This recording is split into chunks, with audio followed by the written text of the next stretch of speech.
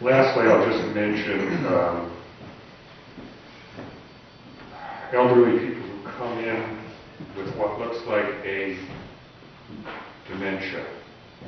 My mom all of a sudden can't remember things, she's losing things, can't concentrate right. Does she have Alzheimer's disease? And the answer is, I don't know till we look at this pretty carefully, because very often what happens is that the person is actually depressed, meets the criteria for major depression. I mentioned concentration and memory problems are part of it. If they are predominant, that can look like dementia. That can look like Alzheimer's. Usually Alzheimer's develops over a period of many months or years. It's a slowly downward progressive course in memory and ability to function doing everyday activities. The other common type of dementia is vascular, where people will, in a stepwise fashion, have problems with their cognition or memory, stay there for a while at that level, and then go down, and then stay at the lower level for a while. Anything that comes on rapidly over a month, I think about some kind of medical thing going on or a depression going on, or call it dementia. And then I rule out the reversible causes of dementia also if depression has been ruled out. What's dementia? Dementia is like, a common one is Alzheimer's disease. Perhaps you've heard of it. My mother. Yeah, it's common. It causes big-time problems in memory, concentration, the ability to recognize people in the late stages, and so on. So sometimes that's just depression masquerading as dementia. Okay. Now, I want to talk a little bit about bipolar disorder, which I've alluded to. There's several different types of bipolar disorder that you'll hear bandied about, and there are some of which are in the DSM-3. Bipolar type 1, bipolar type 2. Bipolar type 3 isn't really in the DSM, but I can mention it if you want to. Cyclothymia, bipolar NOS, and so on. Bipolar type 1, which affects around 1% of the population, 1 out of 100 people, is defined by very simple definition.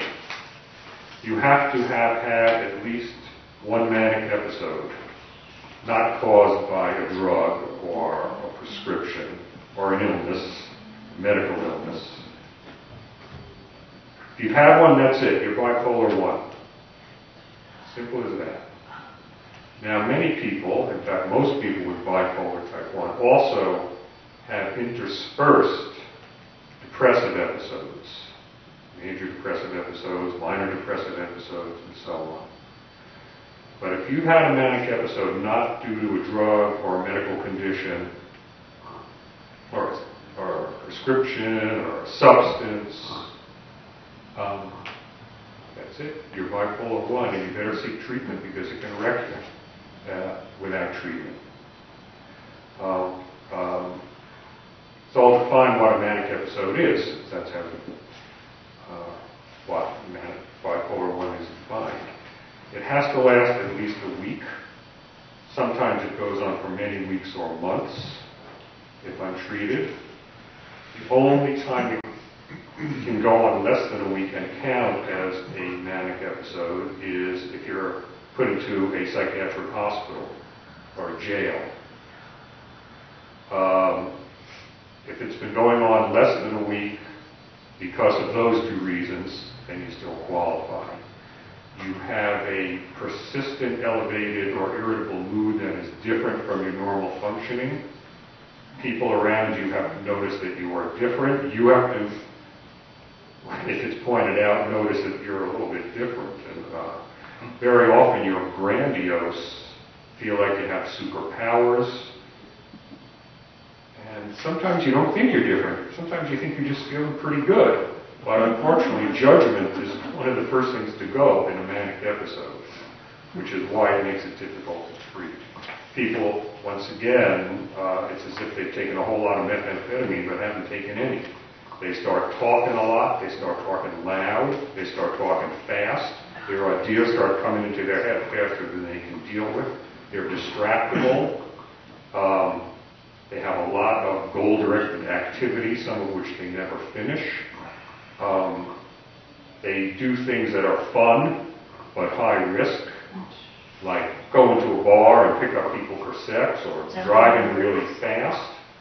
They will frequently max out their credit card in a manic episode, or go through all their money, or give their house away.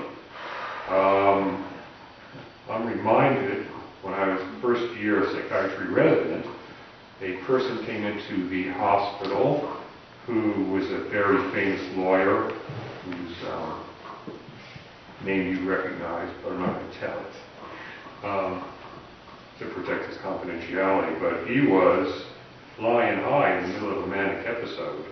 His wife had left. He had gone through most of his savings. His partners in his law firm had it. And he ended up in the hospital. He said, I feel great. There's nothing wrong with me. And don't you give me any meds. So my ward chief said, well, if he won't take the meds voluntarily, hold him down and give him the meds by injection. I was a first-year psychiatry resident. I listened to the ward chief. I said, well, I'm sorry, but, you've been determined to have a manic episode that's not caused by a medical condition. We're going to give you these meds whether you like it or not. He said, well, you give me these meds against my will, I will sue you. You're never going to practice medicine of any kind. And, I'm the guy, I'm a good lawyer, I'll sue you. You're sunk. I said, sorry. We held him down and gave him the meds, and he calmed down. He calmed down, and at the end of 2 weeks, he came over to me and shook my hand and said, I'm really glad you gave me those meds because I was about to lose everything, and I had no judgment about it whatsoever. So thank you. And if I can help you in your career at all, let me know. I'll help you. Quite a turnaround. Has anyone heard of the Ricci decision, Ricci laws, or Ricci hearings?